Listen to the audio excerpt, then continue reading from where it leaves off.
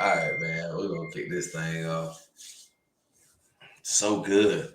It's so good. Hey man, it's Tuesday. I remember Juvenile used to have this song on Tuesdays and Thursdays. You better watch for the streets. Cause them people gonna act ass if you get caught in the streets. Tuesday. Hey, yeah, man, that's old school stuff. Welcome back to what we call objectively aggressive, the Lighthouse series specifically. And of course, I can introduce you all the time. I call you the good doc. I call you a lot of things, but I want you to introduce yourself, sir. How are you? Oh man, I'm good, man. I am a student of life, investigator of knowledge, and ultimately to gather a better understanding, man. That's if I had to sum it up. I said it up. I was 19 saying some profound things, and I said the teacher is time. The teacher is time. And speaking of that, I'm gonna take some time. We're gonna take about 20 seconds here, Doc, to do some good sharing, if that's all right with you. Yeah. So we'll get it cracking. All right. So give us a second. People always asking me. People always asking. All these damn people always people always ask. People always ask. All these damn questions. People always ask. All these damn questions. All these damn questions. People always ask. All these damn questions. People always asking me all these damn questions, and they so confused. I don't know what to tell them. Why he do this? Why he do that? How you do this? How you do that? Hell yeah, I'm trying to do what I want, and I get good grades. That's why I wear these hats with A's. These people recognize that's why they stay up in my face. Cause people always ask all these damn questions. People always ask all these damn questions. they wanna know. Okay. We'll do some more sharing and stuff later. I'm sure people will do some sharing for us, I hope, because it's that good of content. But you know what, Doc? On today's episode of the Lighthouse series, I want to talk about work, man. Everybody always talking about work. Oh my God. My sweet Saturday to work is something that we always talk about, is that work is the new slavery. And we talk neo-slavery. Now, I say this to not just talk negatively, because at the end of the day, I'm always going to have a 360 approach to what we talk about. So as we talk about work, you have to love what you do, because you're going to have to work your whole life. So as we work our whole lives, we should love what we do. But if we're not loving what we do and we're doing it for somebody else, sweet Saturday to work, neo-slavery. You got it. Well, I try to make sure that I don't use the word cavalier, because I do think that we've definitely created a situation where we have to differentiate what we know about a topic to what we're learning about a topic. Okay. And so I think historically, we if you go back through history, with the exception of American and the transatlantic slave trade, we don't hear a lot of testimony of the people in other time periods who were enslaved, what they thought about the world. Okay. We don't know what they thought about it because no one ever told their story, or they couldn't read or write to tell their own story.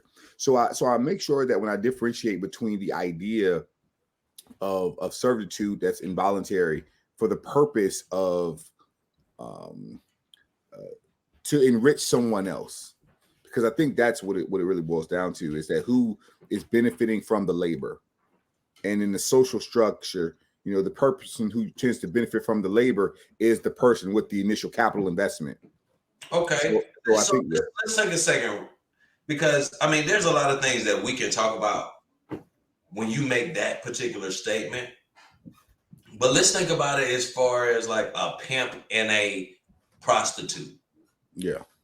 Right? I mean, because sometimes I come to find that, you know, me and you, we'll be off in the atmosphere and we can live there, but I always want to keep it real. Yeah.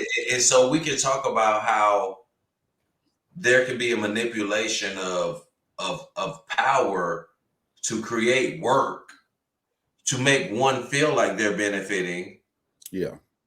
And they could be based on their situation. Now, let's not get it all the way twisted, but work in totality, if not done for the soul, could be done for somebody else, which could be considered some form of servitude. Oh, yeah. But I think that the idea we're looking to now is compensation, and then a social class or social strata that's created, you know, for the purpose of demonizing those who are at the bottom. And so I think that you can have a social system that needs free labor, but then you also have to justify why these people aren't paid higher wages, you know, a dime a dozen, like, which is like where I think that the labor movement is going towards automation. It's going to go towards artificial intelligence. It's going to be moving in that direction. So as it does that, you're going to see a lot of unskilled labor become, to use their words, obsolete. And once unskilled labor becomes obsolete, then the idea is, how do you keep the masses from revolting and protesting? You know, and so that's going to be, I think, the main concern moving forward. Well, so when you say the masses, I feel like there needs to be a form of thought that the soft skills that are not needed in that particular low wage job is completely taken away by automation, right? And I mean, and when I'm saying the automation already has complete hard skills without emotion. Yeah. Right. And so soft skills on a factory line is not even needed. Yeah. And so it's almost to the point where we want automation because it feels like slave work, right? Well, I mean, if you control capital, you want it, yeah. But I think that the idea is that if you have a population of people that you're not educating to do technically computer type jobs, or you're not preparing them for the 21st century economy, then I think that you're going to find out is that, you know, for every percentage point the unemployment rate goes up, crime is directly correlated to it. So you're going to have this offsetting dynamic as you try to get a balance of what is the proper amount of automation. But what we'll see here, and this is the exploitative nature of it, is that capital wants labor to be as cheap as possible. Well, you know, that's why the jobs went to overseas. You know, China didn't make American companies go over there. Greed did. Well, okay, so let's talk about this. Why was it so easy for American companies to take, you know, sourcing or outsourcing over to those companies? Because at the end of the day, I'm going to speculate to say that it is hard to balance the American dream in America for so long, because that labor there is super cheap, and those people have been taught to just go to work and live their lives, go work, go come home, do what you need to do for the family, and repeat for how many ever years. Yeah. In America, the classism is too close to the lower class for them to just accept the fact that they're just going to go work. Yeah. And so if you see that, you say, hey, no. I want to go vacation. I want to live life. And see, America, by the fact that other countries don't give a damn about the secular, don't give a damn about certain things, are able to produce products so cheaply that people in America can order them on Amazon, lickety split, a million things, and feel like that they're rich. But that's the facade, consumerism. But then you have the redress of, you know, the rise of the labor movement. the rise of unions, and people are coming in and saying, hey, look, we need a buffer between us and the unfeathered ambition of the capitalists, because if it wasn't for them, we still have child labor in this country. We would still have kids not going to school because it's more beneficial for them to go out in the field.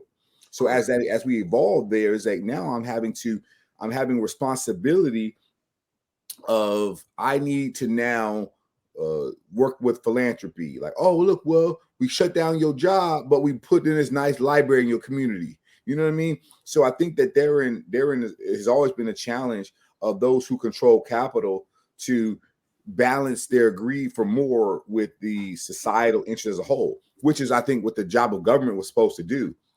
But then government came over and they got co-opted by the capitalists because they wanted to get reelected. So, I mean, it's a vicious cycle, to say the least. It is, because, I was looking at some old literature I put together a couple of years ago, talking about the structural frame and bureaucracy, and how bureaucracy is actually not a bad thing if you don't want change. If you don't want change, because at some point in time, you have to have a balancing loop. Yeah. There has to be, okay, so this is the thought of the difference between contentment and complacency. Yeah.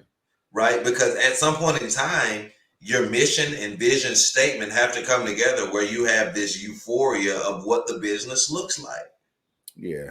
And so once you have it, you have to have bureaucracy to keep that no change method. Yeah, but I think the problem we run into is that in order to get to the top of these systems, it's like, hey, let's just lock in everything the way it is, play the game the way it's playing, and not take into the equation that inequality over time charges interest. So the longer I don't keep capital moving, or the older I have had capital in the system, the more it will pay me. And so essentially it's like, hey, buy in to what we're trying to sell you, but we understand that there ain't enough seats at the top of the bureaucracy for you. Okay. So if you take capitalism and you take government bureaucracy, which we have a government that, lobbyists, whatnot, they play they're feeding each other. It's a care feeding of each other, right? There is this thought that, okay, so I posted a video the other day about, how the conservative narrative is, the rhetoric is not only fallacious and secular, but gosh, I should pull that video up right now. But I say all that to say, in thought, is that there's a lot of things we can get caught up on, but when you're trying to balance capitalism and the government, and then you talk about things like the EPA, right? Like, I was watching this new show on Prime called Reacher, but Jack Reacher's been out there for a while, right? And it's a new one, and they're talking about pollutants of a town, that you can't help but think about Flint and all these things, and it's just how a corporation can come to a town and sell them hope, and then completely pollute the town, and then if there is any type of government oversight, they're paid off, and of course, in that particular series, killed. And it's like, how do you balance government and capitalism? And I know I said a lot. Oh yeah, but I think the goal of capitalism is not to balance itself. The goal of capitalism is to exploit labor at the cheapest rate you can get it, because I have to maximize profit. So outside of maximizing profit, I think the idea is it's easier to exploit labor than it is to not take care of, the people who had put the initial investment in. So I think that goes to a fundamental idea of how we conceptualize that fascism is when the government and the corporations become unified. It's when government interests and government policy and the special interests become one. They're fused together. And so now the government supports or backs up policies and things that are going to inhibit tax rates or inhibit accountability or stop unions from forming, things of that nature, a right to work. And see, I think when you tell somebody it's a right to work, it's like, well, is it a right to a fair wage? And so there's always been numbers, man. So the UN comes out with interesting numbers. They said when it costs 40% of your income to feed yourself, there will be social revolution. That's their number, 40%. So that's Arab Spring, that's history. So when you can't feed yourself with your money, with your paycheck, then the system don't work no more for the majority. Okay. So here's a couple of things I'm gonna throw out. When you have a mentality that a dollar menu will feed you, we're not talking about that 40% anymore. No. Right? No. Right. And so the thing is, like, God, as we talk about it, the reason that I wanted to talk about this particular subject is working the new slavery, because think about what it actually does. Like, we're able to live in this world where we feel like we have things. Yeah. Because we work, we do this little time, you got Amazon, you got all these things that make you feel like you dope. But you gotta get your ass up and go right back to work the next day. And it's like it is a joke. And they play these commercials to make it even seem like it is okay. You remember what I said about the American dream? A nightmare is a dream too. Oh yeah. But I think that if you look at the history of labor movement, and going back to England and any of these other countries, what you'll see is that there's always been this fight for more. That's what Das Kapital was. That's what Marx was saying. He was saying eventually the capitalist is going to eat itself. Because and I think that the critique that we have on it is not that the idea of, like, for example, we work more now in 2022 than they worked in the feudal days. Correct. We work more now. And I think as we work more now, because we've already been conditioned from school, from time you are 5 years old, let's go here and sit in this classroom for 8 hours so I can show you can work at this machine. So, but I think the ideas we're getting into is we don't have an alternative that we've seen work, because no matter what economic system that you have, there's still going to be greed there. You can be greedy socialist, you can be greedy capitalist. There's going to be greed. When you put forth the hard work to what you do, you want to be compensated. Yeah.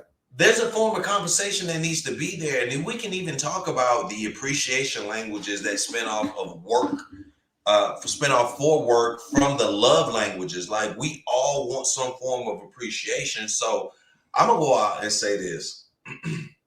Confident opinion, because if we have switched to that, and my confident opinion can be anything that I say, but in this particular moment, I'm going to say that we live in a facade, because if you're not doing the work that you need to do to fulfill your soul and happen to be compensated for that, and you're able to use that to pour back in the community and to help facilitate your soul work, shit, you are doing slave work. Because trust and believe, at one point in time, I was doing soul work. And then, just like the good world, the good God, and the good life we live shows you that shit comes to an end and you gotta move on. And you're supposed to recognize that, because you have to move on. And so now I need to go do more soul work some other place, because if I don't, I'm now doing slave work. Yeah, but and I think you raise up this idea that the people who come before us, their soul work was making enough money for their kids to survive. Their soul work wasn't about present day consumption. It was about withholding consumption so that my children could have a better future. And I think that so often we don't factor that into this idea of soul work, because I think it's become selfishness. It's become, how do I make the most of my condition so that I can leave an inheritance, because, leaving an inheritance for your children is important, because I think that the inheritance doesn't have to be money. It could be mentality. So I think you're talking about the Afro centric and the Eurocentric mind convergence, is that this idea that I have a job for the whole, for the community, for the mission. So my job is to get the fish. I don't cook the fish, but in a sense of community. Whereas like in Africa, they don't have a term for jail. They don't have a word for prison, because they found better ways to socially deal with people who are abhorrent to behavior, because anything that I do to hurt the community or to hurt the collective becomes a problem for us all. And so when you have a shared idea, I don't want to steal from my neighbor because he got just what I got. We in this together. And so I think that's the difference between this working for yourself as opposed to working for community. And it's all in the plan, man. I caught a video of Boosie. I can't remember what year it was, but it was talking about how all rappers and people get robbed in LA and they never talk about it. Right? Yeah. And so what makes me think about that story is that how riches and wealth are so juxtaposition and just parallel with the life of poverty in America. Like a person can pull up in the most expensive car and maybe even throw a couple of dollars at somebody who's homeless. And I won't even speak. Unpopular opinion alert from a friend of mine. He says he doesn't understand how he sees white homeless people. He says he doesn't get it. He's like, how can you be white and homeless? Like, so much privilege out here in America. Oh, that's it. I mean, and so on both of the margins, you're going to see extremes, because I think that we have not associated this idea that you only get what you earn. Like that if you want the work, if you want the prize, you got to put the work in. And so I think this idea, and only so far as if I was a slave and I picked 200 pounds of cotton, and the next day I picked 300 pounds of cotton, I didn't see any increase in my labor for working harder. There wasn't any incentive to work harder. So why am I going to work harder if I know that if I pick anything under this amount, I'm going to be held liable. I might get lashes. So I'm going to pick my quota, what I know to do, and that's all I'm going to essentially arrive for. But I think that leaves us with a concern, is that we want to not throw the baby out with the bathwater. Because I think the idea of exploitation, it only works so far as if we understand that the impact of that is we have to create ideas for those who don't work hard. We have to make sure that we have an ideology that fits our belief. It's not the capitalist system that's making them poverty. It is their own individual work ethic. I think that's the challenge. All right. So what's the difference between work ethic now and about 30 years ago? Because now people don't want to work.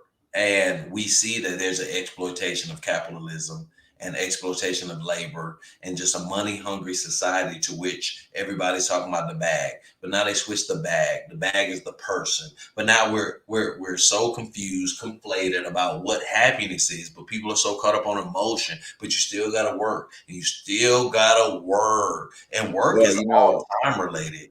Well, being that I'm a retiree, I don't have to work. And I find that in the times when I did work, if I wanted to now, it would be because I enjoyed it. It's because something I wanted to do. But I would say I don't think it's that people don't want to work. It's that people don't want to get paid for their time like it's 30 years ago. Because inflation goes up every year, but we don't want to get paid. The minimum wage has been saying $7.25 since forever, and nobody's talking about this idea that jobs is paying $100,000 ain't in short supply. And I say bruh with all due respect, Doc. Like, first of all, when we listen, let me go on and tip my hat to you, because your service to this country, whatever it was, whatever the perception was, whatever you did, I'm sure it will never be a time that we could ever really put words to it, if that makes sense. Oh yeah. And so I thank you for your service. And with that, I understand the retirement piece because I'm trying to get there. No, But to understand that you sacrificed the possibility of dying, and you had to do it under law, and you got your education. There's so many things we can talk about what work was to you. Yeah. But when it was time for you to punch, after about 20 years, you punched. And me and you had conversations about how it could feel slavish trying to leave. Oh, bro. But I will tell you this, man. One of the things that I've learned is that you're not supposed to see the whole operation at work. See, if I'm a floor guy and I work in a factory, I'm not supposed to know what's going on in the office. Right. And see, the guy in the office job, his job ain't to know what's going on in the corporate. Okay. It's like you're supposed to stay in your lane. And once you start getting out of your lane, then you have problems of saying, wait a minute, I'm down here doing all the work. He just sit up in the office in the AC. He ain't doing nothing. Right. So you start to question this idea of what brings value. That's why COVID was so important, because throughout our history, one thing that slavery didn't do for our society is it did not challenge white people to grow. They were not challenged to become creative, to become more industrious, to go back to school or get educated. They didn't. So while they were not doing that, we were like, well, let's go get educated. And so now you have this dichotomy of people who got comfortable in their privilege to the point where I ain't worried about being the best applicant for this job because my dad said I'm gonna be the president when he died. You know what I mean? Interesting. You know, I made a statement. You know, I've tried to align my strategic, rational thinking with my emotion to where if I say something emotionally, I ain't apologizing for shit because it was based in rationale. Yeah. And I make a lot of statements sometimes. You know what? I'm gonna hold that one. Yeah. And I'm gonna hold it. I'm gonna hold it for the simple fact that I can tell you that we live in a world where this world we live in was built on the back of people. Yeah. And now that it is not of a deliberate servitude society, it seems like shit can't actually get done anymore. Oh shit. Well. So we saw this. We saw that once they broke the shackles from your hands, they still kept them on your mind. So here's the thing that I love about our conversation, because we speak at our consciousness, which is the most important for us, but it's still applicable to outside consciousness, right? Yeah. So let's talk about the military real quick. You being a defender and me being, a legal professional, and me being a former maintenance guy. Yeah. Okay. I left the maintenance career field because I felt like it was slave work. But I appreciated the trade craft that it taught me, and appreciating the hard work that it took to be a part of the operational Air Force. Yeah. To go into a different position, to appreciate the position that I was in and support that. Yeah. Because I didn't want to be back there turning them wrenches, even though some days I wish I was out there turning them wrenches just to get re-energized and make sure, you know what I mean? Yeah. And so the only reason I bring that back up as far as classism, tribalism, is that inside of that world, if you work on the line versus working in the office, there's a difference. Oh yeah, and then I think you start to look at how powerful it is to do something under a banner. So, it ain't necessarily what I do, it's what the perception is that I'm doing. Like no matter what base you go to, they're gonna think that they got the most important mission in the Air Force. You know, If you ain't maintenance, you ain't. Yeah, because we're going to internalize what we are doing for value. Because some people, they can go home from work and say, you know what, I took 8 boxes and I took those 8 boxes over there and I put them over here. And now I can go home with a sense of accomplishment.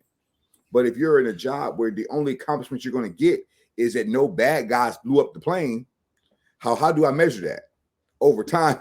How do I measure that? What's fulfilling or satisfying me in this work is that I'm telling myself that, well, the bad guys ain't coming because I'm here. You know, and so we develop things to create meaning, which I think is important, because if you don't have something, then somebody will give one for you. What is your mission statement? You know, what is your purpose? What's your post briefing? You know, and people will not get you to a point where you're getting buy-in, because you're seeing that eventually over time, we're going to have to promote you. We understand that you cannot psychologically do the same job for year on end without being disgruntled and frustrated. We're going to give you new responsibilities, new chores, and therefore we can keep you active or engaging in the process. So now we have a staff meeting, and let's see what you think. Let me get your buy-in. Please. Well, no, but you know, we're really looking for buy-in in a staff meeting. Well, no, but I'm talking about the ability for people to speak or look to you as that subject matter expert. Oh, you would hope so, but they will only look to it as the subject matter expert for the direct result. Yeah. Nothing else.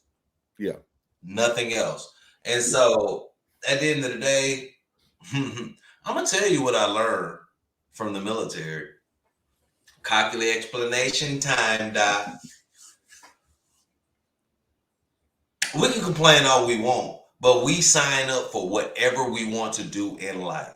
Yeah. If you decide to be in the military like you and I did, do 20 years, do whatever years, you can retire. One of the only career fields, or we'll say professions, that you can still get a pension. And now they're not even doing it the same. So we got lucky, right? Yeah. So now we're able to do it.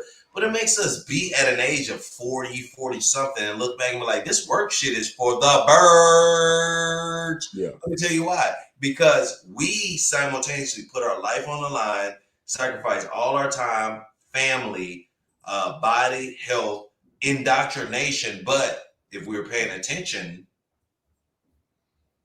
discipline. Yeah. Build and destroy. Interpersonal communications. Oh yeah, and seeing how organizations are supposed to work. That's seeing how to compartmentalize data, how to not let the left hand and the right hand don't know each other are doing, but they're working toward the goal. But I think for me, I think the only really analogy I got is like, you know, if you've been in prison for 20 years and they let you out for prison and they don't teach you how to be around the regular civilian folks, it can cause problems, because you get so indoctrinated into what is my mission for today? What is my objective? You become so task oriented, you don't even realize that the task is just to be okay. You know, I got to put that on the list. Be okay today. You know what I mean? So we don't get into that, you know, of how to really quantify the impact that it has when you've been in environments where you know where you stand. You know that if I got more of these on my arm than you, I can tell you what to do, or I should be knowledgeable. If I got less, I need to listen to you. And so you grow up in that mentality and you get freed from it. And then it's like, well, who knows what? I don't know. Where your stripes at? Hey, but sometimes if you're paying attention, you'll recognize that the stripes is in the total person. Yeah. It's a total person effort in understanding what the stripes are once you remove yourself from it. But if you never had access to understanding what that looks like, well, you don't know. But that's why it's important for people in the military to stay invested in the civilian community. Yeah. You know what I mean? Because there can be a detachment, especially the higher up you get and the more power you get inside the institution, where you feel like you're a god inside the institution. Yeah. And I've always challenged them. I've said, you know what? Badasses. I'll give you that. Drop them in the middle of the baddest city we know with no phone. Yeah, but they Bring them back. understood. They understood organization. I mean, they understood that if you're not organized, you fight with logistics. You have the S functions. You have to have code. And so I think what the military does is it gives you code. It gives you certain principles to live by. And I think that when you start to operate in certain environments, you understand like, well, if I'm in Iraq, I got to carry a gun no matter where I go because everything could be a threat. So what do you do is that how do you separate yourself from this ideology, from this indoctrination?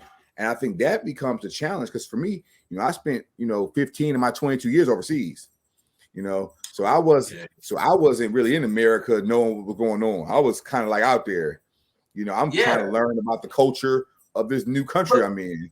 But so let's take a second right now to acknowledge the fact that security forces, defenders, have more training as police than regular police.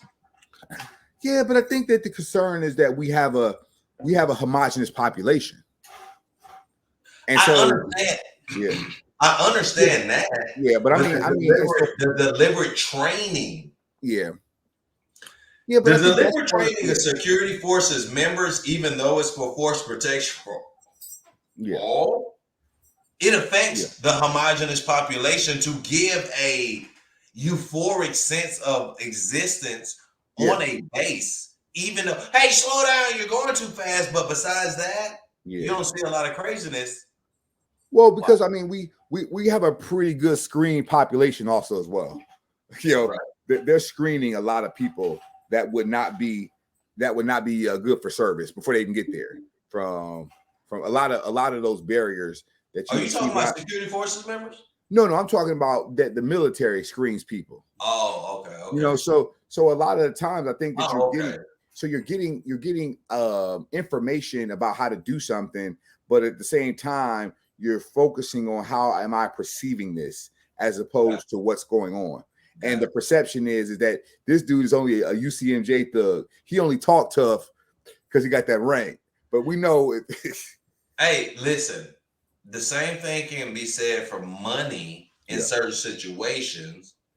You know what I mean? Yeah. But it's a microcosm of what we experience. But I think it's dope and sad at the same time because I think because we defend democracy so much that we as military members think we have certain rights that we don't, because at the end of the day, and it really just hit me recently, like they will send the people for us if we don't show up. Oh yeah, because you got see, and I think most people have never really studied like life on a plantation. Ooh, like the day-to-day life of a can't stand when you hit that shit late like that. You hit that. Go ahead. I'm talking about like the psychology of how it operated and what kept order there. And so speak to it. And so the same thing happens a lot of times in the military. You have to get your peers to stop. So you're picking a dorm leader or a dorm chief who's the oldest person there, not because they're smarter, because they presuppose that the oldest person there is going to have some more savvy to deal with people. I've lived longer. So regardless of where you come from, white or black, the oldest person going to be in charge until he messes up, put the next dude up. And then eventually we're going to see the competent dude, regardless of how old he is, should be in charge because he's competent. He understands people skills. He's going to be responsive. He's not going to rock the boat. We can trust him when we turn our back. These are the people that you start to see in the plantation that start to rise through the ranks. The people who ain't going to buck the system. The ones who are going to say, yes, sir, salute smartly, and press on. And the reason that's so important is because when you start to talk about the plantation life, what you have to remember is that it was inculcated in us by the people who were designed to give us authority. not from the slave master. The slave master didn't make you a slave. It was your parents' job. It was their responsibility so that you grew up and was successful on that plantation, giving you your roles and your missions. Let me give you something. And we do the same stuff. Huh? Can I give you something? Yeah. The enlisted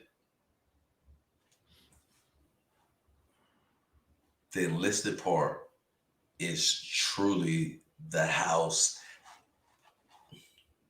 Well, and so, but you got to also remember that everybody in the house were not in the house because they wanted to be. Oh no, I get that, but but it was because you remember there were black slave catchers, and they were actually some of the best. Well, okay, so you say that they were the best because they understood the mentality. Yes. And so that's the sneakiest thing. And so as we hit the 40-minute mark, and we're gonna keep it 45. I never went OSI. I never went OSI when I went legal because I was not going that far because I understood the mentality and I said, nope, not doing it. I'm not going to use my mentality to catch up my people because I'm not trying to get paid for that. Yeah. And so, gosh, money tip, book tip. You want to know what's fun about this now? Not being prepared for it. At this point in time, I feel like when it comes to money and book tips, we've read enough books, done enough money things where the money tip is not specific, or the book is specific, but it can just be random to whatever. But I'm thinking about a book right now. I got some kinfolk. Angelo Edwards. He wrote a book on cryptology, stocks. What is your book? You know what? We're gonna find this. I'm gonna tag him in this video. Edwards. Angelo Edwards, yeah, man. That's fam. He a contractor doing it big.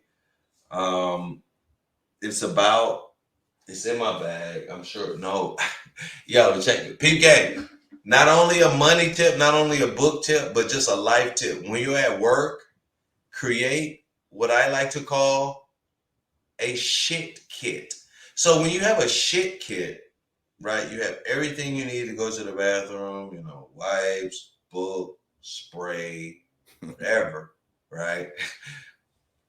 Angelo's book's in my shit kit. And that's an important place in my building because we can't have phones. So being on the, and so I'm gonna find this book by Angelo. But until then, go ahead, Doc. No, man, I will tell you, man. One of the things I will say is that there's a ratio of how much money specific Black people spend on entertainment than they spend on education, and it's about 200 to 1. For every $200 we spend on entertainment, we spend $1 on education or making ourselves better. Say that again. What? It's the entertainment to education ratio. Wow. So you essentially want a ratio where you are investing your time, your energy into making yourself better. You're investing in yourself knowledge-wise, either going buying a book, taking a class. So for every $200 that we spend on entertainment, we spend $1 on education. So if I spend $1,000 on entertainment, that equals $5 for me. And I think when you start to look at how that ratio is inversed, I would say the money tip is to make sure you are investing in you and not just to be entertained, because that will definitely pay off some very serious dividends. One thing I've been reading lately,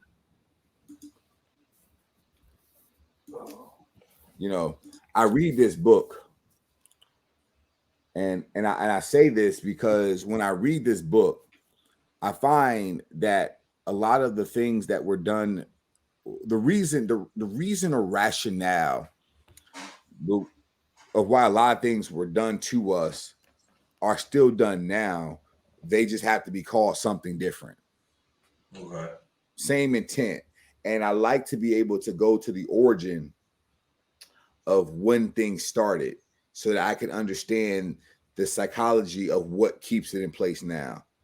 And that's why I like this book, because it's definitely been an eye opener when it comes to cultural things. Well, we always should keep our eye open, man. And I appreciate everything that you share with us. And I appreciate the dedication to you coming on this particular platform with me. That means a lot. So I'm going to give you my words of affirmation to say that I salute you for all the good insight and information that you give us.